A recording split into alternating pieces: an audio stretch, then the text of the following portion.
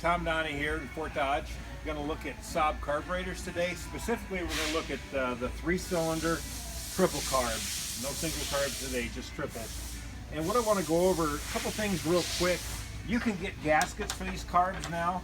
David Bauer sells gaskets. He has a lot of good stuff. And David's email address is davidlbauer@yahoo.com. But he sells new gaskets. There's also some made in, I think, Uruguay or something like that, and they're junk. So stay away from those. They don't match. Another thing I wanted to show you quick is jets. The jets on these, I don't know if you can see the hole size difference there.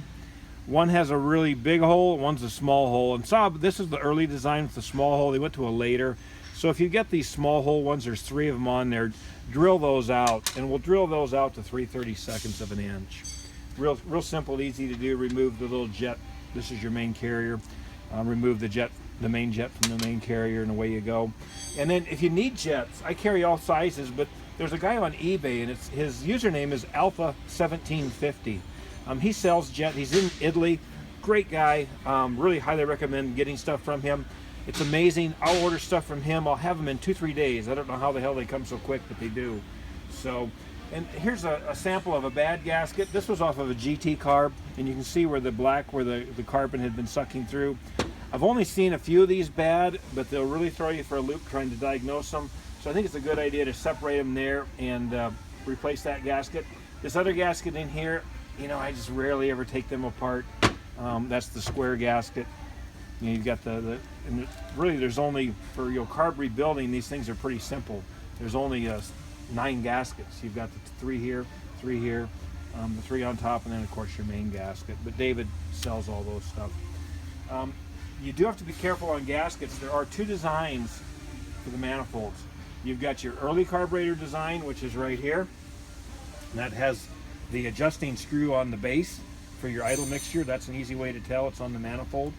And it'll take a big gasket. And then you have the small gasket, which is your later 66 and up. And either one will fit just fine on your block.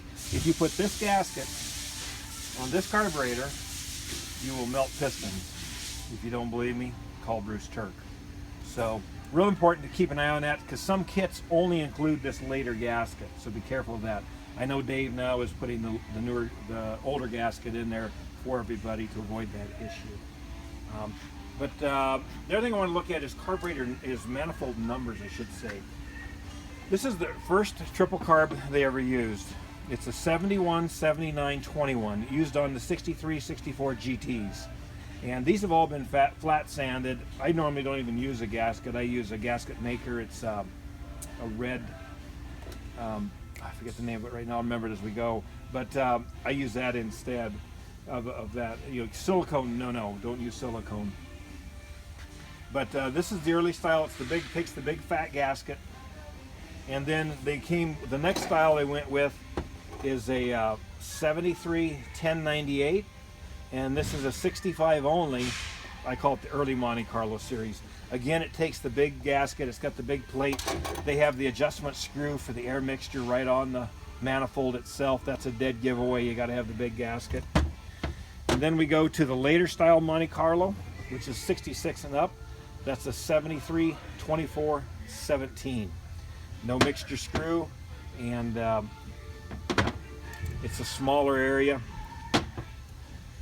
So it takes the small gasket. And one thing I should mention on these, on this 71, 79, 21 on these GT, the early GTs, those are 3 independent throttle bodies. So you adjust those all independent. And these also, the Monte Carlos, have a shorter intake tract. It's about 4 inches if you measure from the throttle plate to the end of the manifold. And that's on all the Monte Carlos, about 4 inches in measurement. The later non-Monte Carlo, these are really, really common. This is the 73 2007. That's a real common one, and it has a longer intake track. It's about a 5/8 of an inch longer. As a rule, a longer track will give you better low-end torque. A shorter track will give you a little bit better high-end performance. And so you can intermix manifolds a bit there and play with it. It'll really be dependent too upon your exhaust chamber that you have. All that stuff ties in together in some form of witchcraft, which I barely understand any of it. But those are your 4 different manifolds and carburation combinations that you have. I have seen a few where they'll put the manifold with the adjustment screw on it, and then they'll put a carburetor that has the adjustment screw on it, and it makes kind of a morphodite. So if you see that, someone's been playing. Someone wanted to put a shorter intake manifold on, and that's fine. You can do that if you want. The last thing I want to cover here is carburetor rebuild. Rebuilding of carburetors on these is really pretty simple. The throttle shafts wear out real bad on the single carbs, but you don't see much of that on the triple. Really all you have to do is take all the jets out. And here this is all the jets taken out of this carburetor. And you can do this right on the vehicle. I do it all the time on the vehicle. If I've got an old vehicle that hasn't ran, and we fired one up the other day, hadn't ran in over 20 years. Pull the tops off, pull your jets out, take your idle mixture screw, your low speeds, your high mid-range, whatever the hell they are, the ones on the side here, take them off.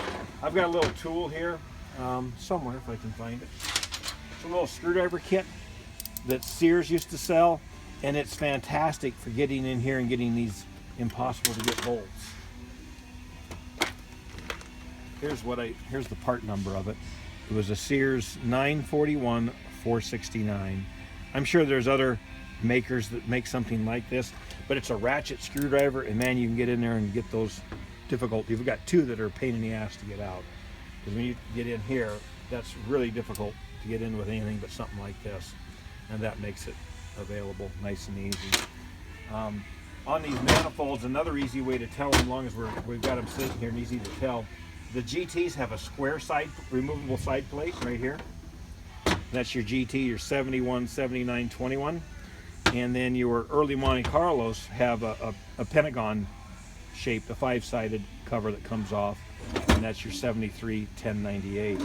Your later ones, they don't even have removable covers. You can see here, no removable cover on the 73, 2007, and no removable cover here on the 73, 2417.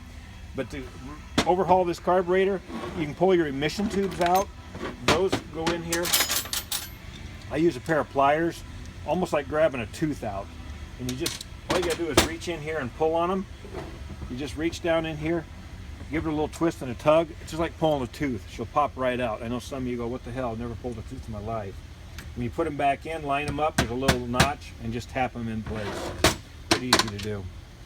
There's also a little tube inside of here. You want to take that out and clean it. A lot of times they'll be all garbaged up. And the early GTs had 2 holes rather than 4. They had the spots for the holes every 90 degrees, but they weren't actually drilled.